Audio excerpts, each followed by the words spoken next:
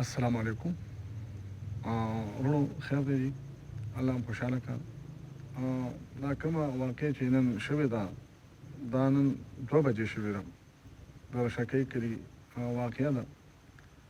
اوس غریب بیمار و، کینسر و او معده یې ټیک نه وه، خرابه وه.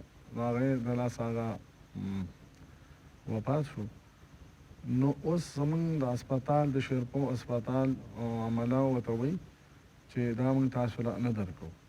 د ده ټسټونه پاتې دي چې هغه موږ ته پوره شي نو موږ به یې درکوو. نو روژه ده، خلکو پسې ډېر زیات تللي دي. موږ په کلي کې انتظار کوو. نو حکومت ته موږ خواست کوو چې دا مړی موږ ته واپس کړي او روژه ده او موږ سره تاسو لږ کومک وکړئ.